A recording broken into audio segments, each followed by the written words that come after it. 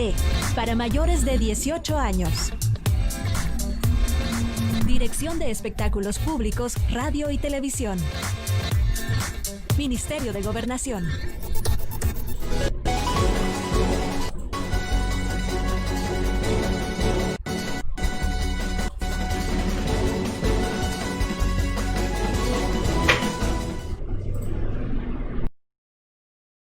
Muy buenos días, gracias por estar en un nuevo análisis radio con Edward Dubón. Y bueno, seguimos platicando sobre la coyuntura política y en esta oportunidad tengo el honor de recibir acá en cabina de Tu Onda Club Radio a la diputada y doctora en medicina Elizabeth Gómez, presidenta de la Comisión de Salud de la Asamblea Legislativa. Buenos días, doctora, bienvenida. Muchísimas gracias por la invitación, un saludo a la población salvadoreña. Y muchas gracias también porque este es un espacio para poder informar a la población del quehacer legislativo y sobre todo en estos días, ¿verdad? Que todavía estamos en el marco de la pandemia, pero que también hay otros temas de mucho interés nacional. Gracias. Gracias a usted, doctora, por haber aceptado la invitación. Bueno, ¿qué tenemos? Lo más reciente, la cadena del presidente de la República que hizo la semana pasada y bueno, su mensaje ante la ONU. Vamos a comenzar por la cadena que hizo el presidente de la República. Me gustaría sus valoraciones, doctora, como FMLN, sobre lo que dijo específicamente el presidente de la República en cadena nacional. Por ejemplo, no permitió que el juez conociera los archivos del Mozote. Y tengo entendido que como FMLN hay muchas personas, muchas organizaciones que les están pidiendo a ustedes que intervengan para que eso sea posible. Sí, yo quiero decir que de hecho, como grupo parlamentario del FMLN dimos nuestra posición en cuanto a ese obstáculo que vimos de la inspección de los archivos militares, sobre todo porque para las víctimas es de suma importancia conocer la verdad. Claro. Quiero decir también de que me parece un poco coincidente esos cercos sanitarios que fueron instalados en esos días, sobre todo en el departamento de Morazán, porque dentro del manejo y dentro de los casos y el número de estos, el departamento de Morazán siempre ha reflejado durante todos estos meses de pandemia ser uno de los departamentos con menos índice, con menos número de casos. Por eso es que llamaba la atención el hecho de que se montara un cerco sanitario en primer lugar en la ciudad de Corinto y luego pues en la cabecera que Gotera. Yo sí quisiera ver que no fuera coincidencia de la vida la instalación de estos cercos sanitarios como un tema mediático del momento para opacar lo que ya se tenía previsto por parte del gobierno, que era obstaculizar, ¿verdad? De alguna manera la inspección de los archivos militares.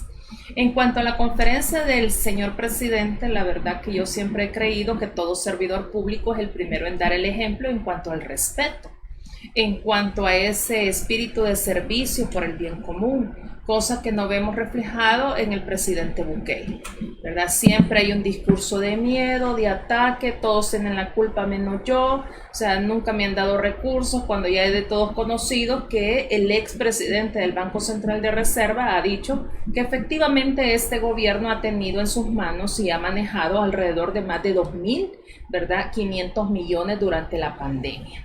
Que no es cierto que no haya tenido recursos, eso era así desde la aprobación que nosotros dimos desde la Asamblea Legislativa, en aquella votación donde aprobamos los letes y los CETES, o sea, las letras y certificados del Tesoro, donde prácticamente ya se le dice a la banca nacional que provea de liquidez al gobierno.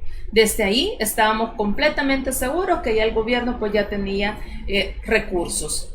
No entiendo también alguna falta de respeto por parte del presidente en el sentido del respeto a la libertad de expresión. Él que tanto se afana, ¿verdad?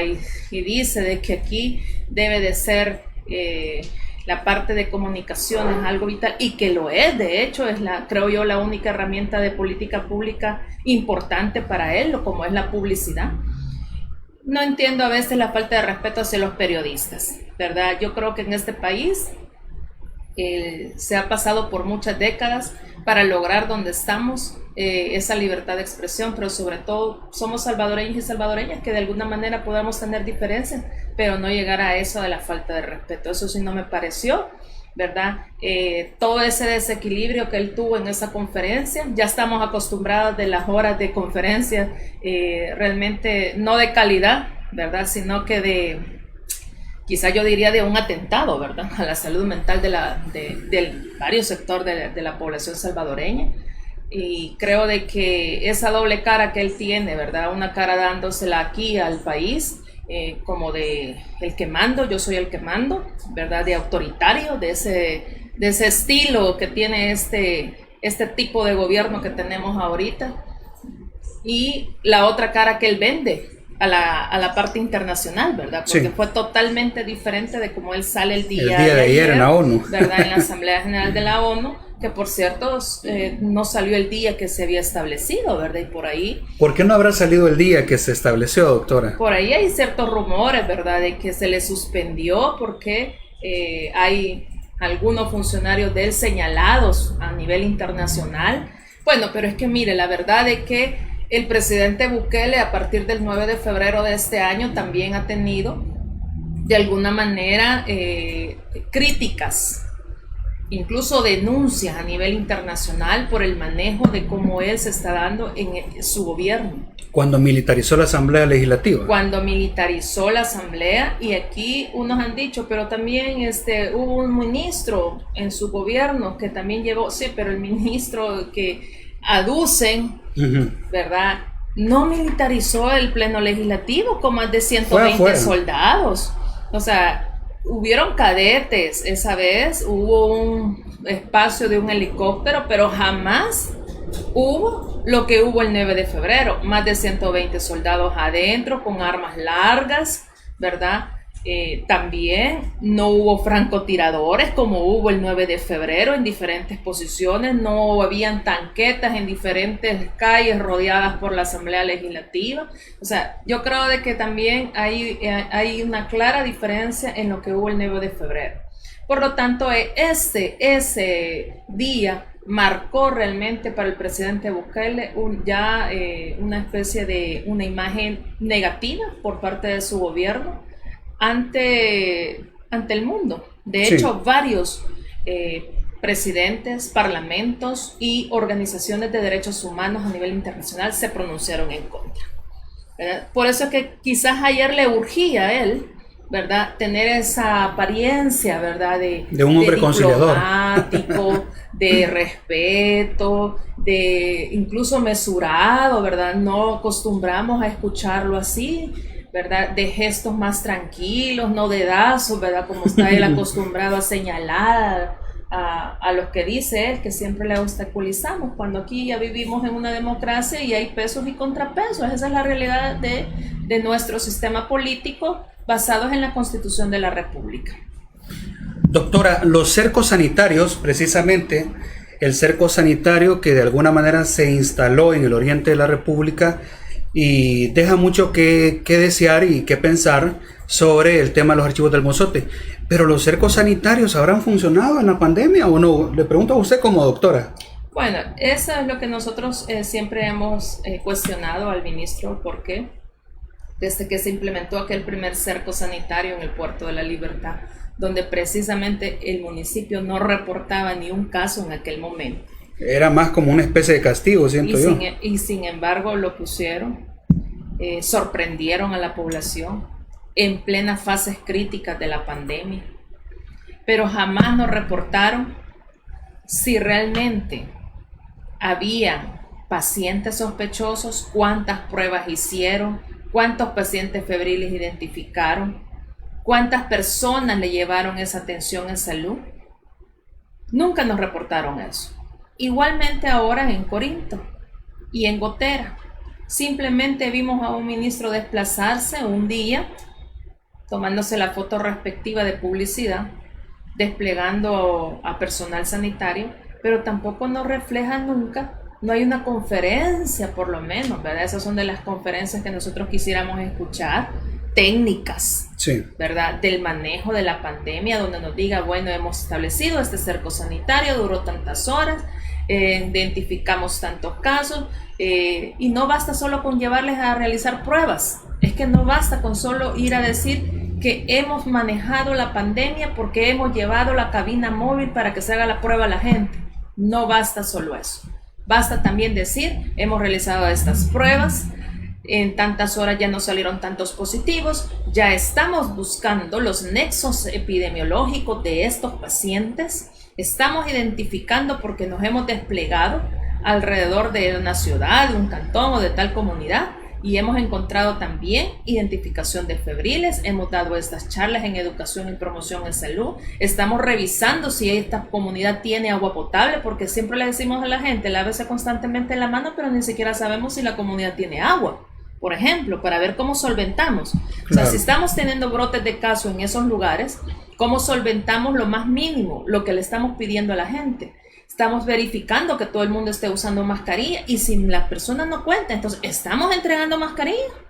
O sea, yo creo que son de las cosas que más que solo decir, llevamos este día la cabina móvil, se han hecho tantas pruebas, se han hecho 300, 500, 1000 pruebas, es saber también cómo se va a manejar el manejo clínico de los pacientes que se van encontrando, el manejo de los nexos epidemiológicos y el que traer y dejar en la comunidad también los insumos necesarios para controlar la pandemia. De hecho, alcohol gel, de hecho, mascarillas, revisar el sistema de agua de la población, entrar en contacto con los actores vivos también, que son claves muchas veces en las comunidades, aquel líder religioso, aquella persona que también de alguna manera, las ADESCOS, ¿verdad? Esos actores vivos. Tenemos encuentros con ellos en estos cercos sanitarios, porque de eso se trata. O sea, no es cierto que el cerco sanitario es sinónimo de nadie salga, ¿verdad?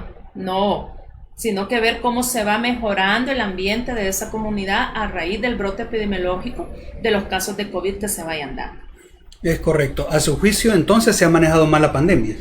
Sí, la emergencia de la pandemia. Nosotros siempre hemos dicho que hay irregularidades, hay acciones, hay medidas en las cuales yo como médica no he compartido. Nosotros hemos tenido el confinamiento más largo del mundo.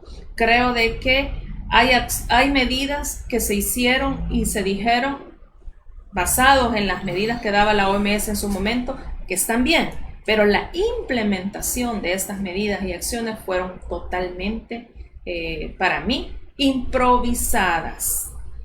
La improvisación ha sido la política pública de esta pandemia en el país y con eso lo hemos señalado, lo hemos denunciado, no estamos de acuerdo. Hay muchísimos casos que yo no comparto de que se ha basado en esta pandemia.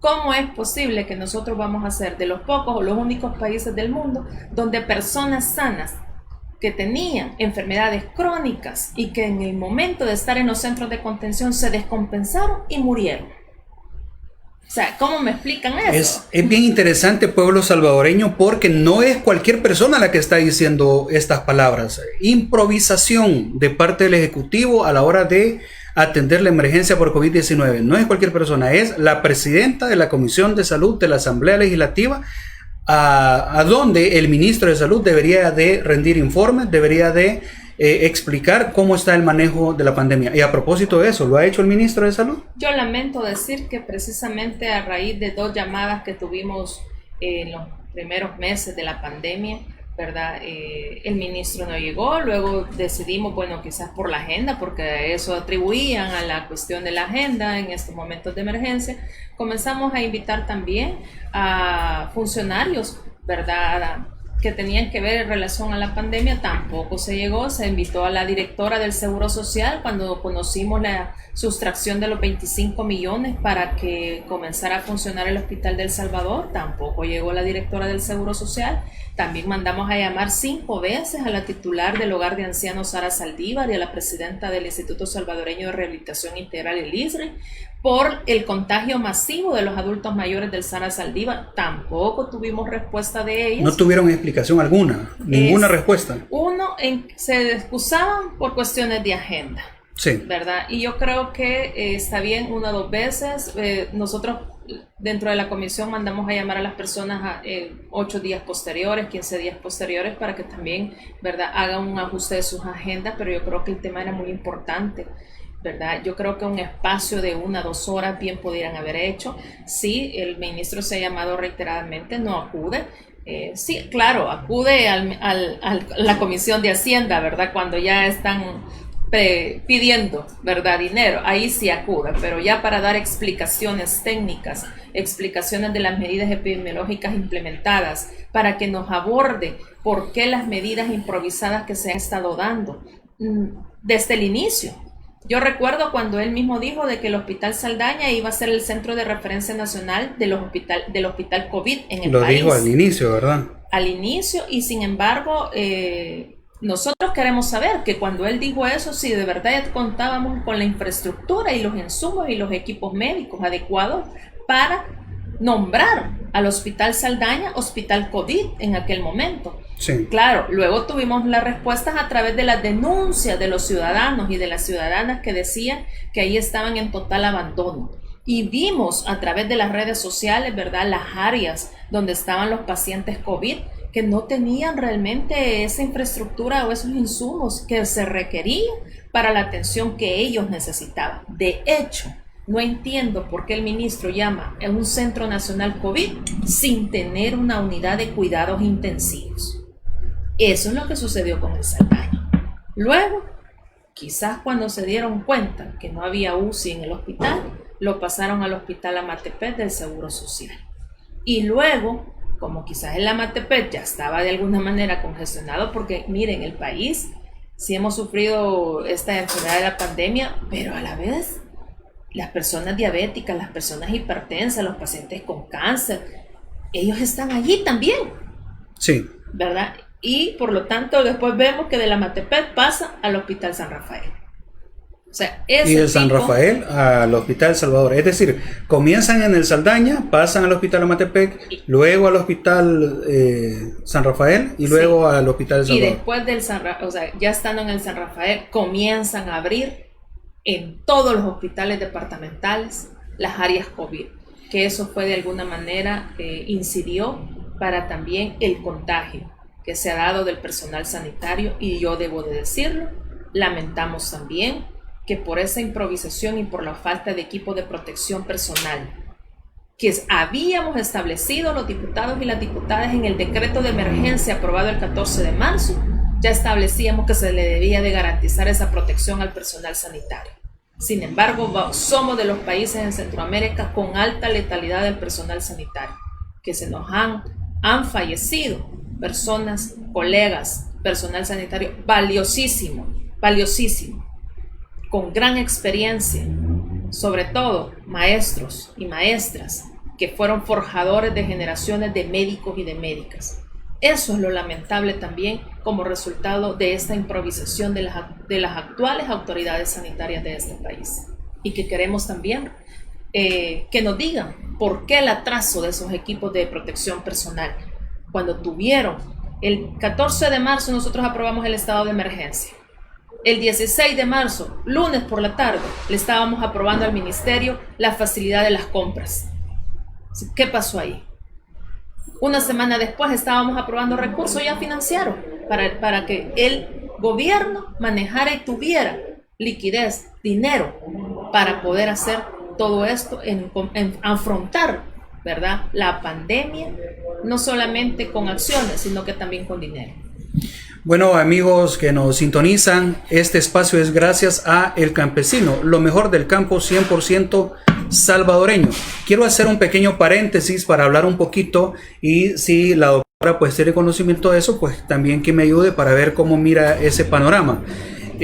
La semana pasada presenté una encuesta ya en temas electorales, donde a raíz del fraude y Nuevas Ideas, porque hubo fraude y yo lo sé porque estructuras fieles a Nuevas Ideas vinieron y lo denunciaron conmigo y mostraron pruebas, audios, documentos, videos del fraude de Nuevas Ideas, los famosos Dipuchip, les decían, por toda la corrupción, por todo el fraude que se dio en ese momento. Bueno, lo que quiero decir es que a raíz de ese fraude de Nuevas Ideas, muchas personas que fueron candidatos de Nuevas Ideas o precandidatos de Nuevas Ideas se pasaron a ser candidatos a diputados o precandidatos a diputados independientes, es decir, no partidarios, o se fueron para el partido Gana. Pues resulta que el Tribunal Supremo Electoral bloqueó, porque no se le puede llamar de otra manera, ya les voy a explicar por qué, 22 candidaturas de diputados no partidarios, aduciendo o argumentando que no podían inscribirse como candidatos a diputados no partidarios porque habían participado en el proceso interno de Nuevas Ideas. Pero resulta que algunos personas que estuvieron en Nuevas Ideas y que ahora están participando como candidatos a diputados por el partido Gana, a eso sí no se les ha prohibido participar. ¿Qué ha ocasionado esto? Que el día lunes, se presentaron una demanda de amparo en la Corte Suprema de Justicia de parte de estos candidatos no partidarios hacia el Tribunal Supremo Electoral, lo que significa que yo mostré unas gráficas donde el descontento del voto de Nuevas Ideas no se está pasando para los partidos tradicionales, es decir, AREN, FMLN, PCN, sino que se está yendo para los no partidarios, y da mal pensar el hecho de que por eso están bloqueando las candidaturas no partidarias. ¿Tiene conocimiento usted, doctor, acerca de ese tema? Yo creo que es de todos sabidos en los diferentes departamentos, no fue la excepción también en San Vicente, de donde yo vengo y represento. También hubo fraude de Nuevas Ideas ahí en San Vicente. También hubo en su momento que la gente de Nuevas Ideas pues adjudicó, ¿verdad?, de la falta de transparencia, la falta de información, y así creo que sucedió en todo el país, ¿verdad? Unos departamentos más que otros. Yo creo de que precisamente Nuevas Ideas solo se ha quedado, creo yo, en la imagen, ¿verdad? En la doble cara y el doble discurso. Sí, porque dicen que tienen el 97%, pero en la última encuesta, que no puedo revelar quién hizo la medición porque es una institución de gobierno, aparece que solamente cuentan con un 45-47% de simpatía y de apoyo. Y ellos dicen que tienen el 97% y que van a poner la mayoría calificada en la Asamblea Legislativa. Yo creo que ellos se han quedado en ese discurso porque les conviene. Pero realmente la realidad, el día a día, los salvadoreños y las salvadoreñas estamos conscientes que las cosas no son así, por más publicidad bonita que se meta, ¿verdad? Como digo, el discurso en Nuevas Ideas era un discurso de que todos tenían el poder de decisión, todos de inclusión, ¿verdad? Todos respondían o podían hacer sugerencias. Eran autónomos, decían. Era una cuestión horizontal, no vertical, ¿verdad? Pero la realidad es otra, ¿verdad? La realidad ha sido otra en cuanto a los resultados. Yo creo que de todos los partidos políticos, el que ha salido más manchado en esto en cuanto a las denuncias de correligionarios de ese partido, de gente de que estuvo manipulando datos, ¿verdad? De gente que no ha quedado con eso de que realmente se hizo lo que se tenía que hacer, o sea, una falta de transparencia.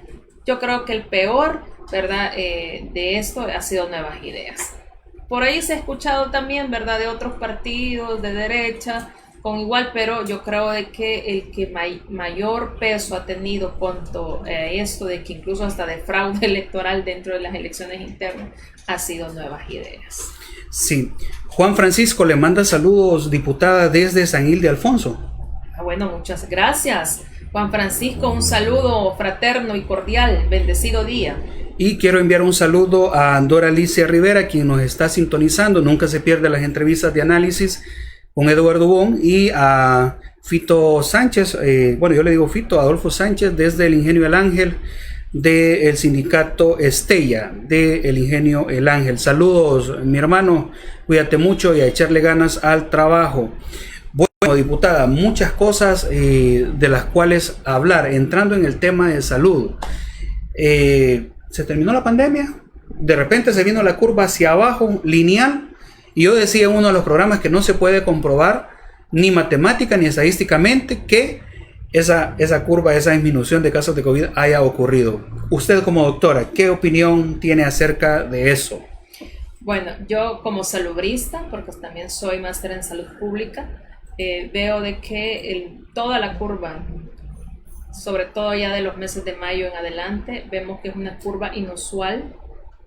No es la curva de pandemia que se logra visualizar o analizar dentro de siempre la parte teórica, ¿verdad?, y científica.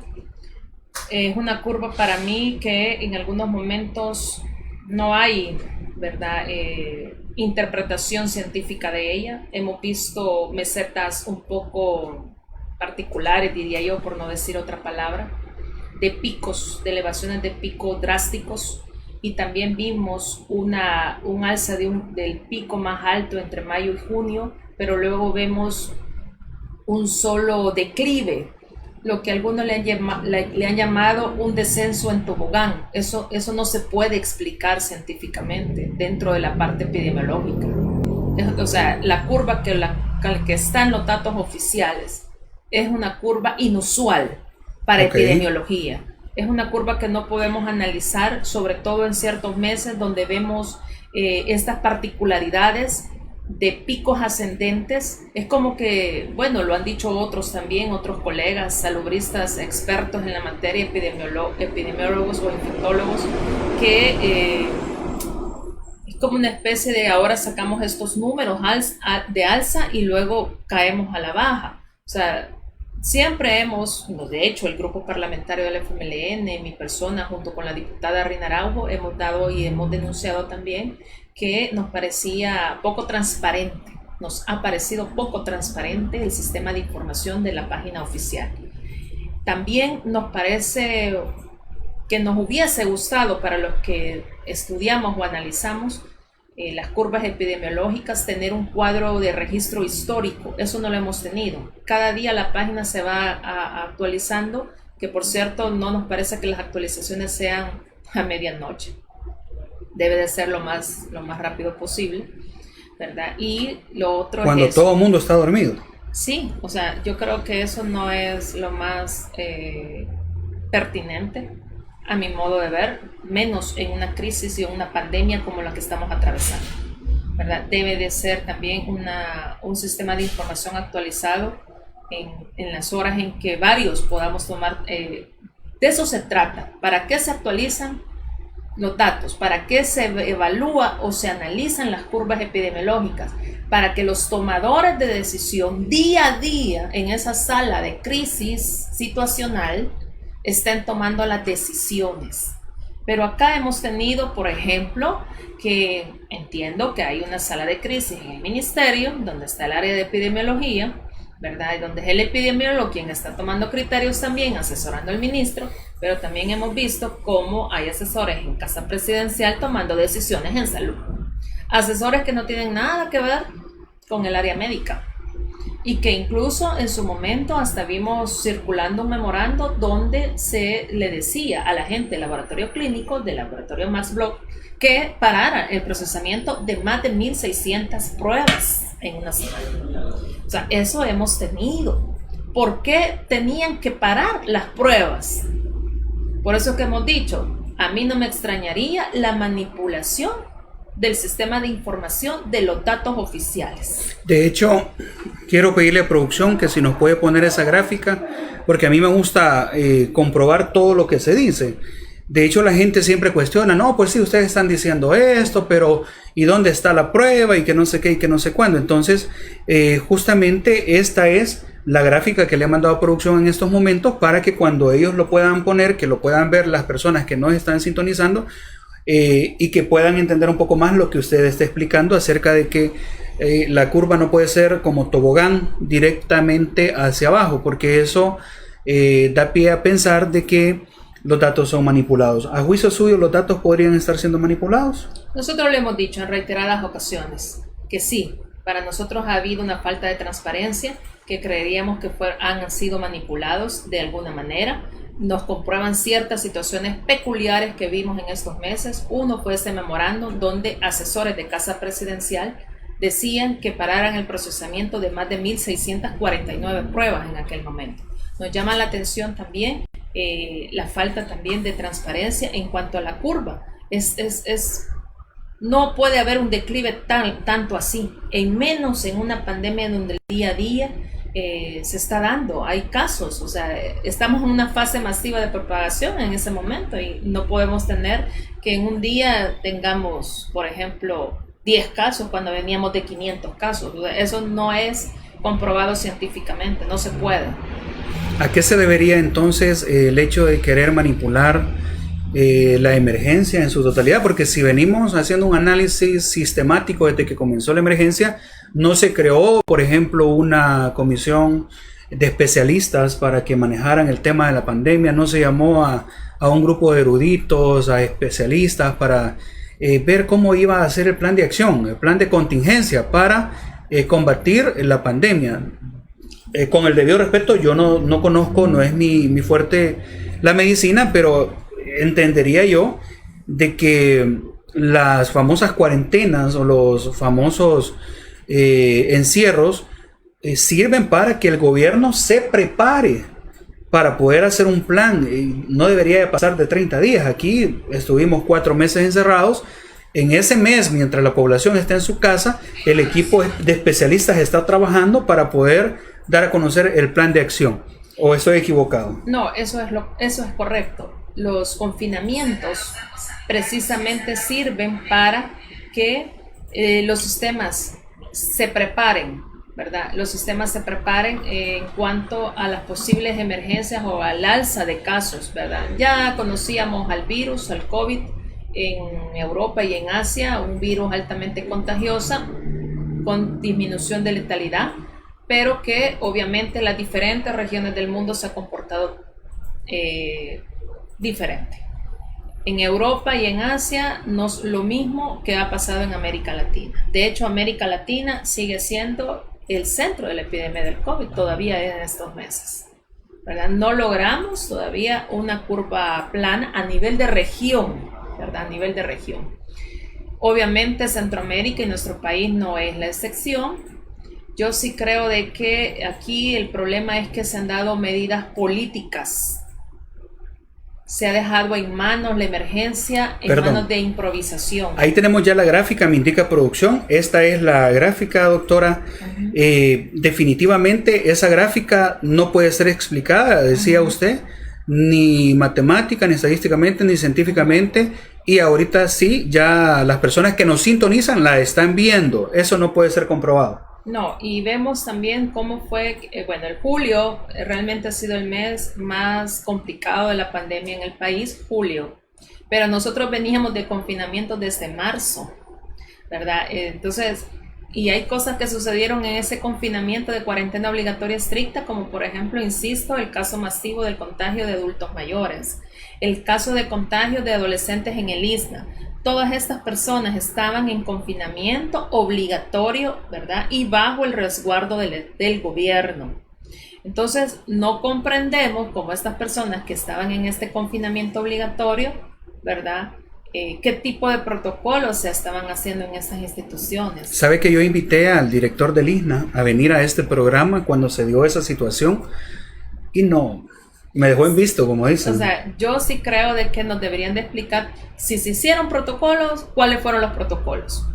Si comenzaron a dar ya las primeras sospechas de COVID, cambiaron los protocolos porque tenían que haber cambiado. Tenían que haber hecho otras medidas y otras acciones ya. Entonces, todas esas cosas son las interrogantes que nos quedan. Entonces, por eso decimos, ¿cómo es posible que todas estas cosas hayan pasado en aquel confinamiento más largo del mundo que ha tenido El Salvador? Ni siquiera Wuhan tuvo este confinamiento. Y de hecho, después de julio, vemos los primeros principios de agosto y vemos ese gran declive en tobogán. O sea, y ya eran los meses en que el gobierno ya estaba hablando con la empresa privada, que por cierto hasta salió una foto, ¿verdad?, en el salón de Casa Presidencial, donde ya el presidente se estaba reuniendo con gente poderosa económica de este país, sí, ¿verdad? Y ya comienza ese declive. Y entonces ya no es aquel discurso de métanse todos a su casa, ¿verdad?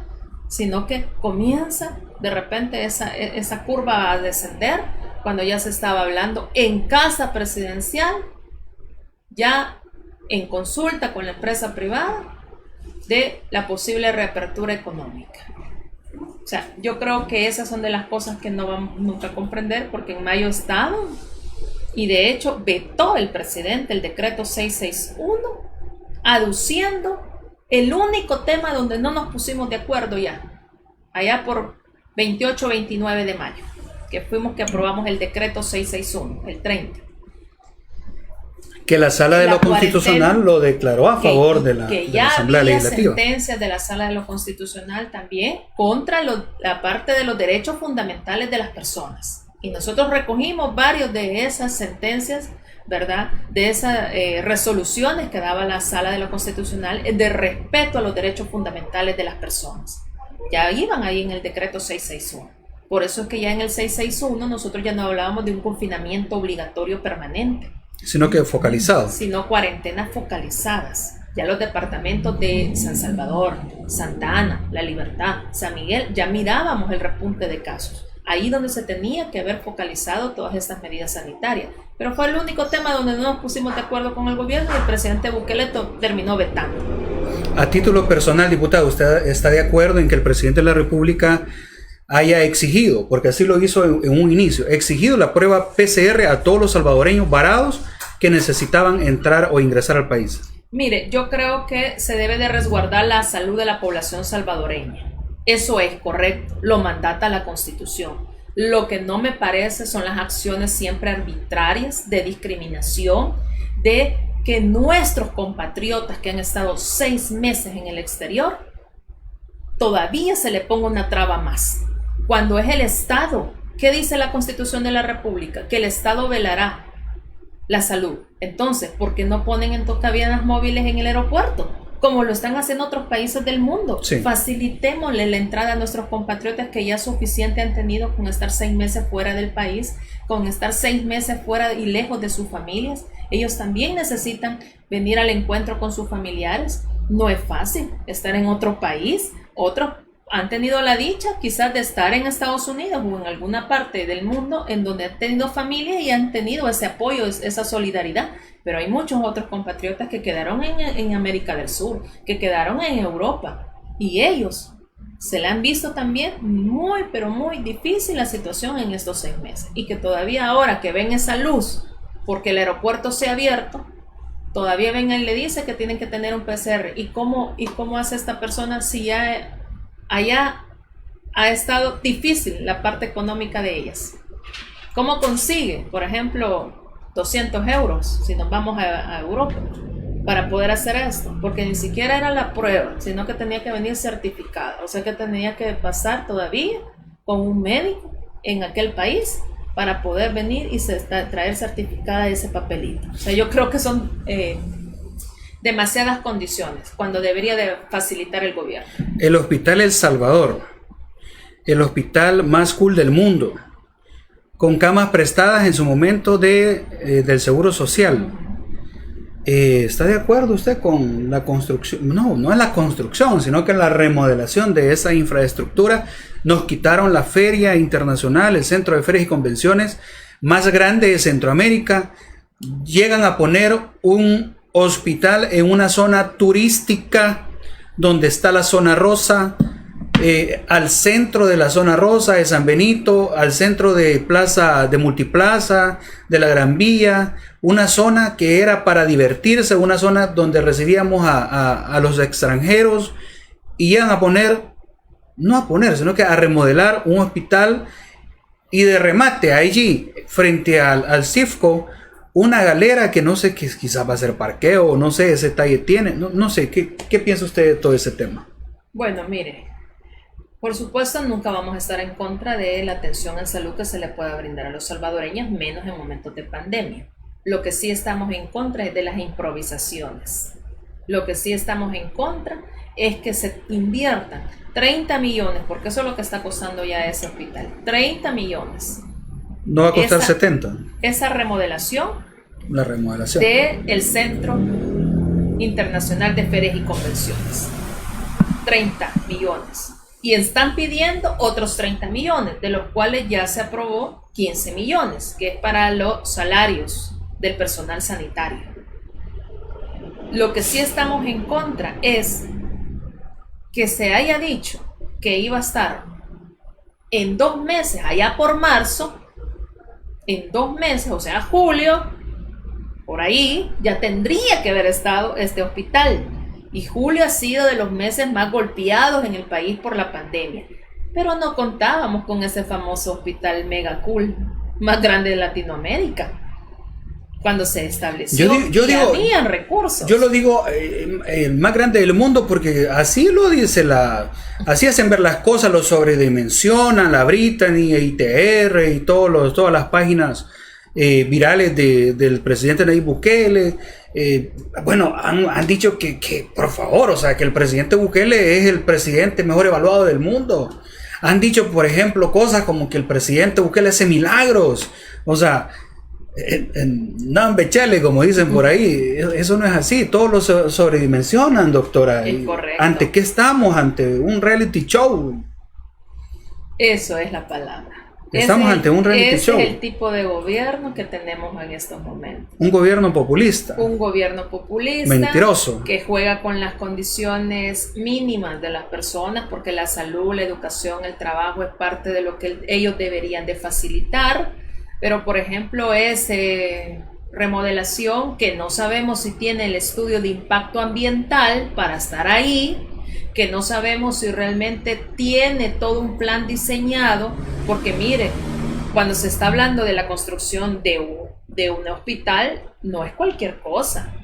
O sea, hay especialistas que levantan esa infraestructura y ese diseño. No es que se me ocurrió ponerlo aquí, no. Y aquí lo vamos a levantar, ¿verdad? Con 5 pisos. No, tampoco es así. Tiene que reunir ciertas características y estándares internacionales. Y sobre todo, que reúna las condiciones para un virus tan contagioso como la COVID. Decían que era provisional. Vaya, cuando llegaron a pedir el dinero a Hacienda, ya el ministro dijo que iba a ser permanente.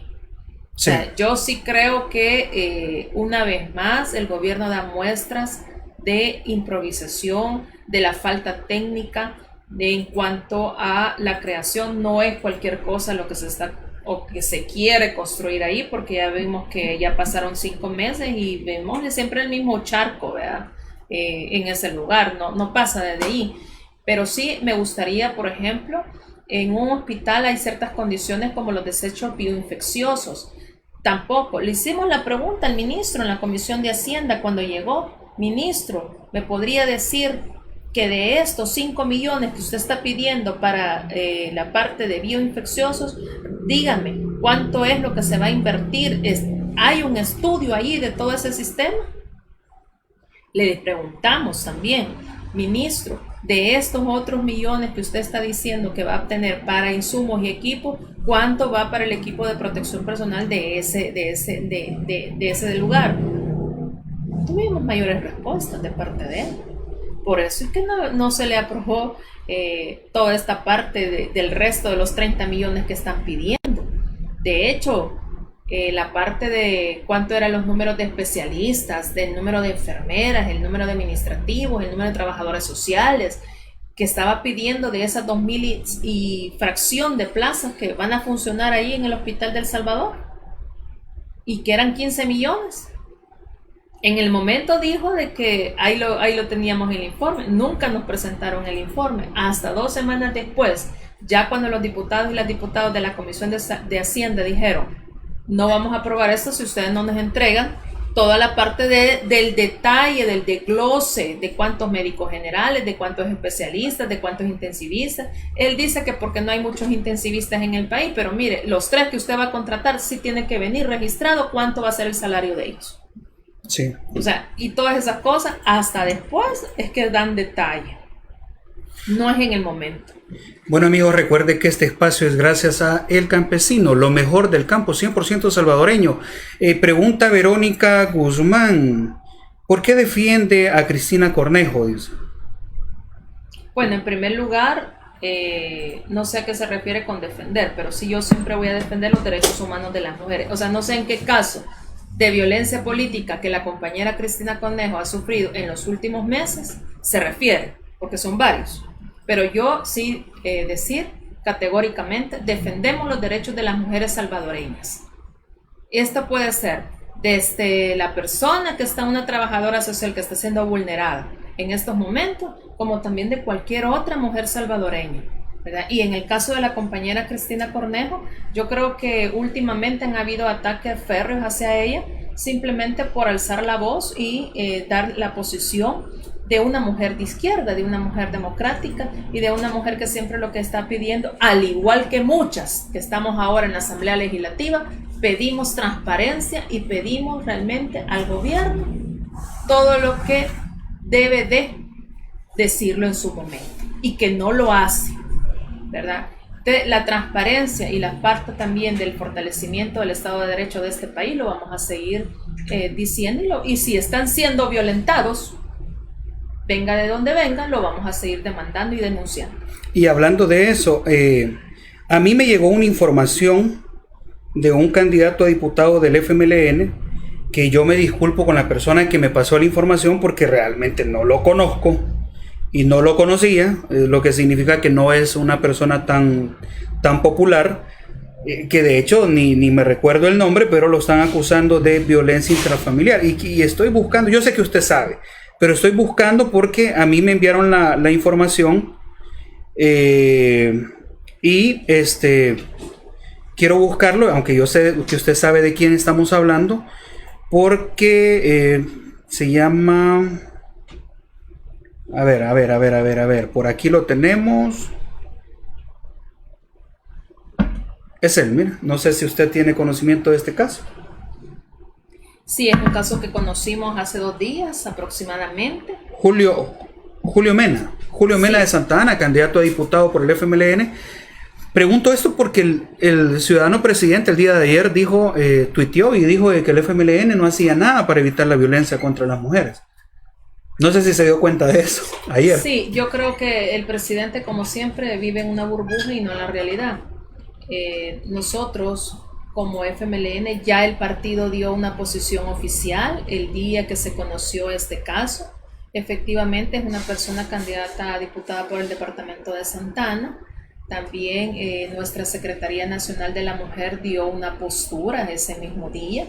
Y quiero decirlo, como lo dije al principio, nosotros estamos por la defensa del derecho humano de las mujeres salvadoreñas. Y mi partido, el FMLN, no es la excepción. Por eso es que ya el FMLN ha dado una posición, nuestra dirección nacional, en cuanto a la suspensión de la candidatura de esta persona, porque no podemos tener, ¿verdad?, o llevar representantes al Congreso salvadoreño cuando son violadores de derechos humanos. Y también se le ha pedido ya a nuestro Tribunal de Ética comenzar el proceso interno respectivo.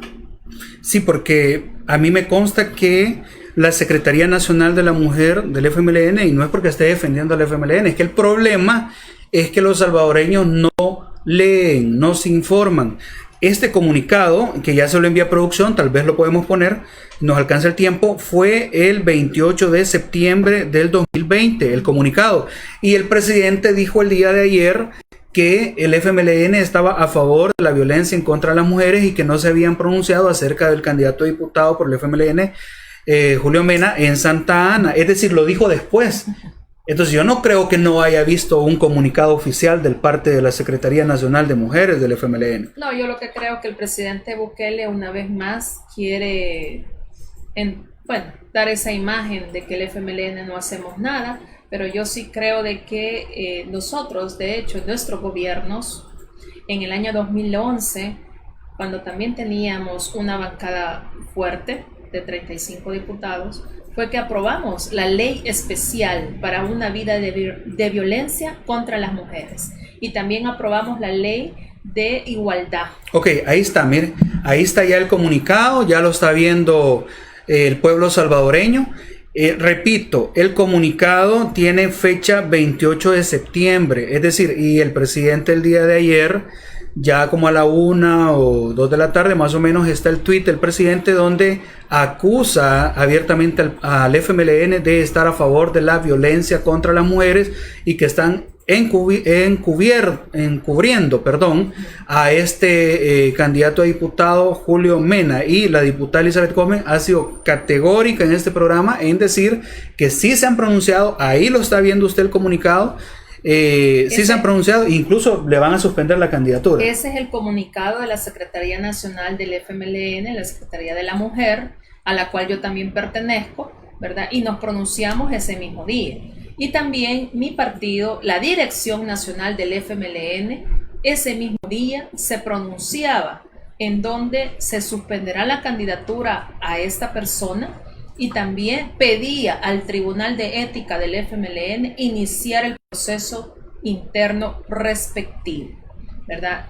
También quiero recordarle, quizás aquí al presidente Bukele, que no solamente las leyes aprobamos a favor de las mujeres y que fueron implementadas en políticas públicas desde el órgano ejecutivo. Prueba de ello es que surge, ¿verdad?, Ciudad Mujer, para fortalecer el empoderamiento y los derechos humanos de las mujeres salvadoreñas. Ciudad Mujer, que lamentablemente el presidente Bukele está desmantelando.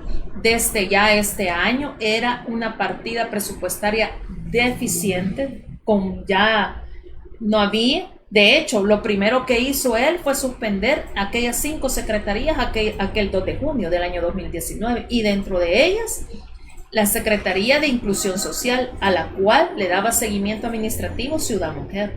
O sea, aquí los violentadores de derechos humanos hacia las mujeres son otros, y se llama presidente Bukele y su gobierno. Esos son. Además, yo sí quiero decir también, a mí me hubiese gustado que el presidente Bukele se pronunciara en aquel accidente del diputado Arturo Magaña, donde no solamente una persona fallecida del género masculino fue, sino que también allí había una mujer. Una joven. Una joven, ¿verdad?, que en aquel momento está severamente vulnerada en su condición médica, y tampoco vimos ningún tipo de respaldo, ¿verdad? Tampoco se pronunció. Y entonces ahí esos casos, ¿por qué? Porque en unos sale criticando al FMLN y en otros, ¿verdad?, incluso guarda silencio total, como ese caso. ¿No le da miedo a usted en su carácter y en su carácter de mujer y diputada, de repente, que el búnker publicitario masivo del gobierno enfile todas sus baterías en su contra, así como lo ha hecho con la diputada Cristina Cornejo, Daniela Genovés y otras representantes de su partido? Fíjese de que yo sí creo de que nosotras, las mujeres actualmente que estamos en cargo de elección popular, y en este caso como diputadas, debemos de hacer siempre lo correcto. Debemos de pronunciarnos en contra de la violación de derechos humanos y violación de cualquier otra índole que este gobierno pueda tener o cualquier otro funcionario de la República. Es nuestro deber. Lo juramos en el momento en que asumimos aquel 1 de mayo, en este caso del año 2018, ser fieles a la nación, a nuestro país, a nuestra Constitución. Y yo creo de que esa es parte de lo que estamos viviendo ahora. Para muchos es mentira, ¿verdad? Ese férreo ataque cibernético que se recibe, ese férreo ataque hacia la violencia política contra las mujeres, pero yo creo que nosotras somos las que tenemos que dar también ese ejemplo de valentía y de coraje, porque si no, ¿qué mensaje le estamos dando a aquellas otras mujeres que quieren incursionar en estos espacios de toma de decisiones en el Congreso salvadoreño? Yo creo que debemos de estar, ¿verdad?, de acuerdo a este momento en que estamos viviendo, muy complejo en el país, muy complejo, porque realmente estamos basadas ahora en más reality show, en más publicidad, en más populismo, pero del negativo, ¿verdad? Del que no tiene ningún tipo de valor hacia la persona. Al contrario, denigra, infama, ultraja hacia las personas, y en este caso no somos la excepción las mujeres políticas de este país. Bueno, y ya para terminar, doctora Elizabeth Gómez, estamos conversando con la diputada Elizabeth Gómez, doctora en medicina, tiene un máster de salud y además es la presidenta de la Comisión de Salud de la Asamblea Legislativa. Ya para terminar, y tómese el tiempo requerido para explicar eso, se ha conformado dentro de la Asamblea Legislativa una comisión que investiga el uso de los fondos de la emergencia del COVID-19 en todo este tiempo. ¿Es correcto? Y si es correcto, ¿qué es lo que ustedes esperan que haga el gobierno para que pueda transparentar todas las operaciones, sobre todo financieras, en materia de salud en la emergencia? Bueno, efectivamente, el grupo parlamentario del FMLN hemos sido emocionantes de la creación de una comisión especial en cuanto a la vigilancia epidemiológica de la pandemia en el país. Sí. Esta pandemia inició en marzo, pero todavía estamos, ¿verdad?, sumergidos. O sea, eso no es que ya terminó el COVID-19, al contrario, hay que ver el manejo de la fase crítica de la pandemia, pero también hay que ir revisando la pospandemia también. vemos acciones que, como las que hemos estado hablando, ¿verdad? De medidas improvisadas que de alguna manera han repercutido en acciones negativas al personal de salud, a familiares de pacientes que de alguna manera han sentido que fueron violentados, ¿verdad? En cuanto al manejo, situaciones peculiares como por ejemplo los criterios que se han tomado en la realización de pruebas en instituciones públicas, porque tuvimos varios meses denuncias de empleados públicos que estuvieron en la primera línea, que no pararon en estos meses, pero que ellos pedían que se les hicieran y que se les realizaran las pruebas COVID y que no, todavía no. A estos meses no han terminado de hacer pruebas COVID en eso, como por ejemplo el caso que nos llegó de la Defensoría del Consumidor, el caso que nos llegó del Ministerio de Trabajo, los casos que llegaron de la Dirección General de Migración, los casos que llegaron también de la parte de personal sanitario que en un momento nos dijeron han parado ya esta semana en el primer nivel de atención la realización de pruebas. O sea, a esos puntos es que nosotros queremos llegar. ¿Por qué sucedieron estas acciones en esos meses? Para eso, esta comisión especial va a investigar todas esas irregularidades. Vamos a comenzar a llamar instituciones públicas, pero también otro tipo de instituciones, organismos también que tienen que ver con la defensa de los derechos humanos, que en su momento hasta metieron habeas corpus a la Corte Suprema de Justicia, a familiares que ya de alguna manera se han estado contactando con esta comisión para poder llegar a dar su testimonio, porque también ellos quieren saber. La comisión va a investigar todo lo relacionado a los habeas corpus.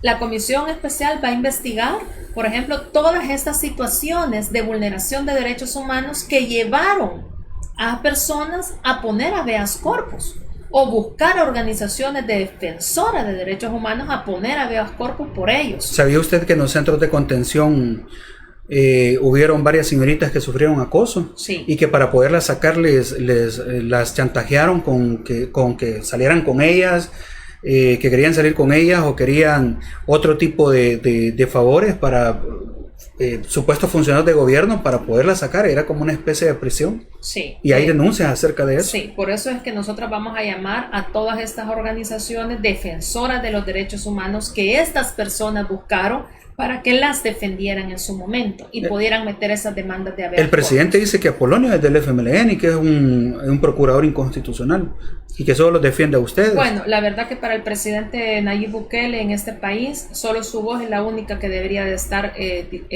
diciéndole a la población lo que él quiere decirles.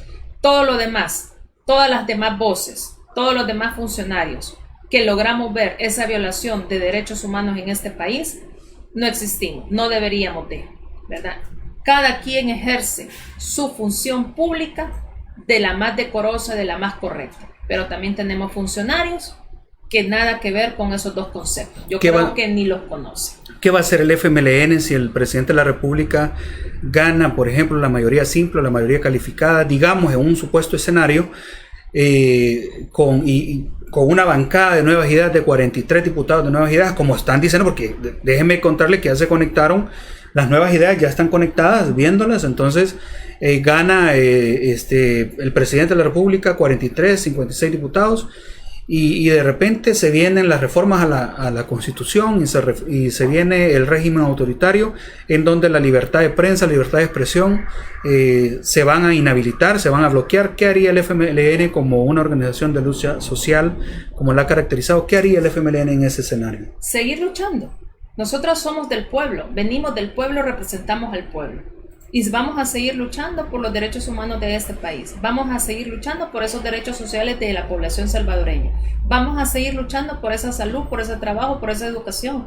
O sea, nosotros, las personas de izquierda, estamos conscientes que hasta que no haya mejores condiciones que nos lleven a una justicia social, vamos a seguir luchando desde donde estemos. O sea, aquí el punto no es... Aunque no haya poder político.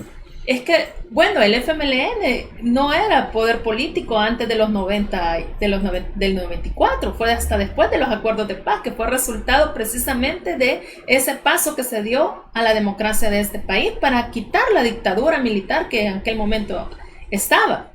Entonces yo sí creo de que, bueno, si nos toca volver a regresar a ese tiempo, que somos organización social de lucha popular en este, pues lo vamos a hacer. O sea, habemos muchos y muchas que todavía estamos con esa visión de querer justicia para esta población. Y ahora, sobre todo, con tanta globalización, con tanta crisis económica, con tanta falta de derechos fundamentales, yo creo que ninguno de los que somos de izquierda nos vamos a quedar quietos desde donde estemos.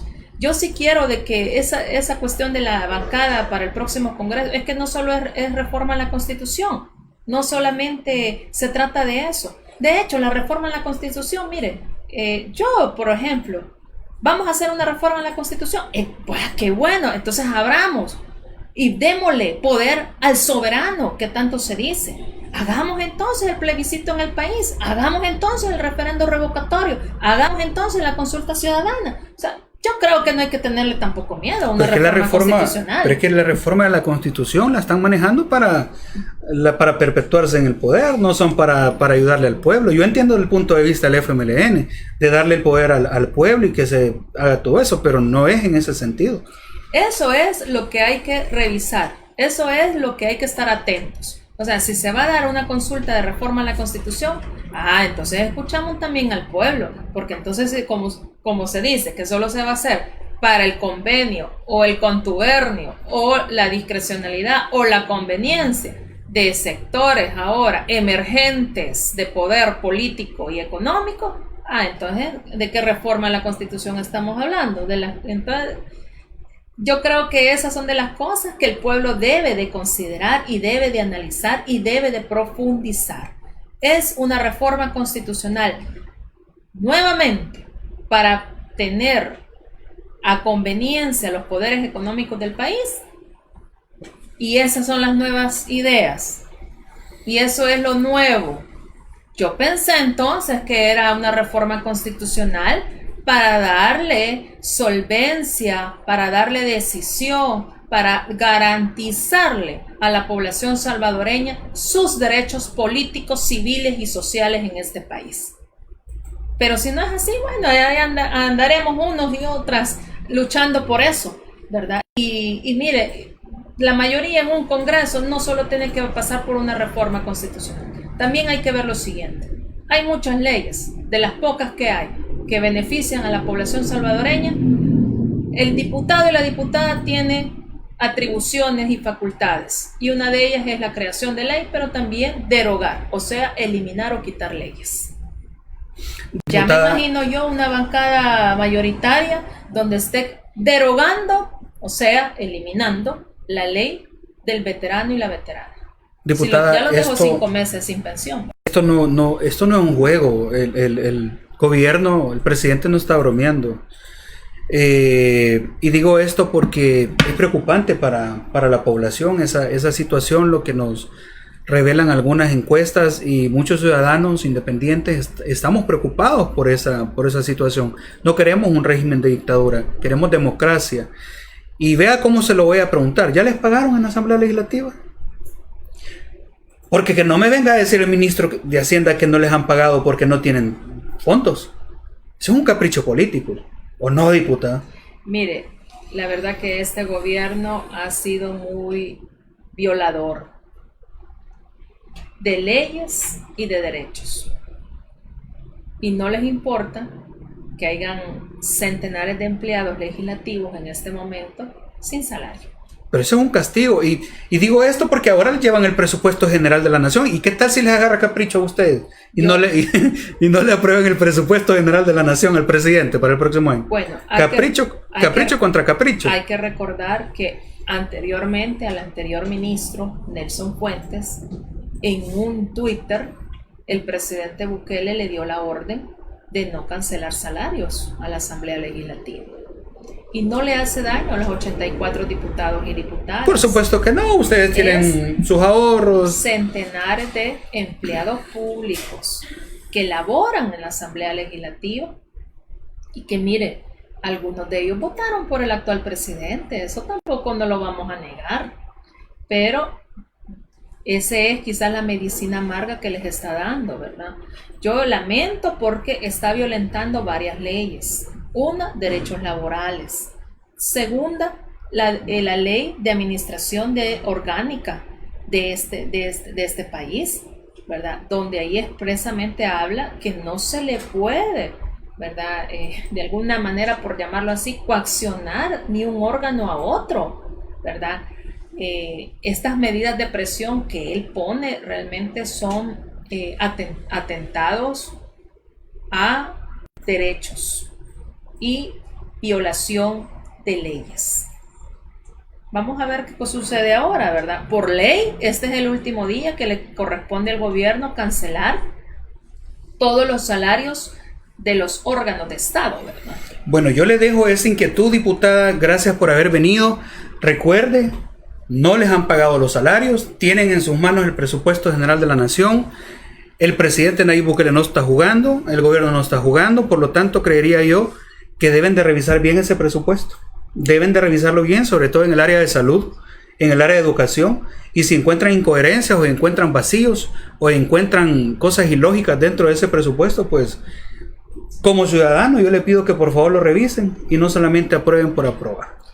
Es correcto, ahora en la mañana, alrededor de las 9:30, está previsto la llegada del ministro de Hacienda de este gobierno para presentar el presupuesto general de la Nación, año fiscal 2021, ¿verdad? Con que ya hay un déficit señalado de más de 4,000 millones, ¿verdad? Eso nos llama desde ya la atención. Por supuesto, vamos a revisar las áreas que deben de tener prioridad, pero no basta con solo decir es que va más en salud. No. Pero en salud, ¿qué es? ¿Cómo se va a desglosar? De hecho, ya este año de pandemia ya había 35 millones menos en el primer nivel de atención. Ya habían millonadas de funcionamiento menos en los hospitales. Ellos lo cubrieron con que había más en los hospitales, pero le dieron, por ejemplo, a un programa de desarrollo de infantil, que no está mal si fuera para el Bloom, 80 millones. Pero de eso no hemos visto nada ni se ha dicho nada. De hecho, en el informe de labores presentado por el gobierno este año, tampoco dice nada. Y ahí habían 80 millones destinados. Entonces son de las cosas que también vamos a hacer el análisis correspondiente, ¿verdad? Y por supuesto, con toda la responsabilidad que amerita el presupuesto general de la nación. Nuestras decisiones no son improvisadas. Nuestras decisiones van coherentes con el análisis respectivo que todos los diputados y las diputadas hacemos desde nuestras diferentes áreas de competencia. Por ejemplo, yo voy a dar un registro en todo el presupuesto general de la nación, pero voy a tener con mayor énfasis la parte de salud. Eso sí, ¿verdad? Bueno, estuvo con nosotros la doctora y diputada Elizabeth Gómez, presidenta de la Comisión de Salud y también de la comisión que investiga el desarrollo y cómo se dio la pandemia del COVID-19. Nos vemos el próximo viernes en un nuevo análisis radio con el diputado Nelson de la Cruz Alvarado, diputado del Parlamento Centroamericano. Hasta la próxima.